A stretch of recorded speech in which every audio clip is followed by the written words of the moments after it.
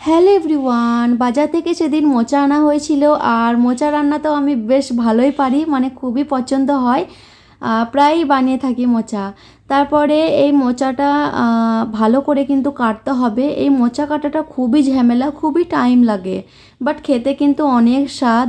এভাবে আমি এক একটা পাপড়ি খুলে নিয়ে সব বের করে নিয়েছি। তারপরে কিন্তু এভাবে যে ভিতরের মধ্যে শক্ত কাঠির মতো থাকে সেগুলো কিন্তু ফেলে দিতে হবে, নইলে রান্নাতে এগুলো খেতে বেশ ভালো লাগে না। আর এই কাজটা যদি আপনারা রাতের বেলায় করে রেখে হলুদ পানিতে ভিজিয়ে রাখেন সারা রাত ধরে, তাহলে কিন্তু কোনো কষা তেতো কোনো কিছু লাগে না। কিন্তু আমার হাতে টাইম ছিল না, সেই জন্য আমি সকালের দিকে এভাবে কেটে হলুদ পানিতে ভিজিয়ে রেখেছিলাম। তারপর 4 ঘন্টা পর আমি কিন্তু রান্না করছি। এখন কিছুটা ছোলা আর মোচাগুলো বয়েল করে নিতে হবে, তাহলে ছোলাগুলো হালকা সিদ্ধ হয়ে যাবে। আর এখন এই তো একটু লবণ হলুদ দিয়ে বয়েল করে নিচ্ছি। এখন একটা ছাঁকনির সাহায্যে পানিটা ঝরিয়ে নিলাম। এরপরে কিন্তু রান্না করার জন্য মশলাটা তৈরি করতে হবে। আমি প্রায় এভাবেই বানিয়ে থাকি, বাট এভাবে বানালে খুবই টেস্টি হয়। আপনারা চাইলে আলু অ্যাড করতে পারেন, কিন্তু আমি আর আলু অ্যাড করলাম না। এরপরে মশলাটা করার জন্য কড়াই আমি তেল দিয়ে দিয়েছি, সরিষার তেল। তারপরে কিছুটা পেঁয়াজ দিয়েছি, পেঁয়াজটা ব্রাউন হওয়া অবধি ভেজে নিতে হবে। তারপরে দিয়ে দিয়েছি আদা রসুন আর কাঁচা লঙ্কা পেস্ট। আপনারা পেস্ট দিতে পারেন, আমি একটু হামালদস্তা করে থেতো করে দিয়েছিলাম।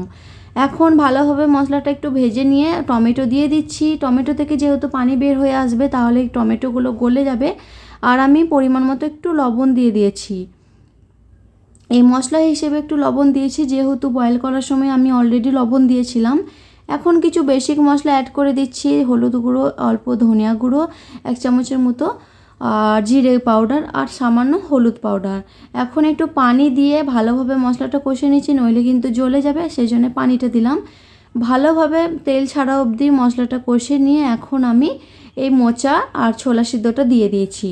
ব্যাস এভাবে কিন্তু ভালোভাবে কষিয়ে নিতে হবে। অলরেডি আমার ওগুলো মোচা আর ছোলা সিদ্ধ হয়ে গেছে, বেশি টাইম লাগবে না। অনেকক্ষণ ধরে কিন্তু কষিয়ে নিয়েছি, টোটাল 15 মিনিটের মতো আমি কষিয়ে নিয়েছি। তারপরে কিছুটা পানি দিয়ে আমি ঢাকনা দিয়ে দিয়েছি, যতক্ষণ না পানিটা শুকিয়ে আসছে ভালো করে রান্না করে নিতে হবে।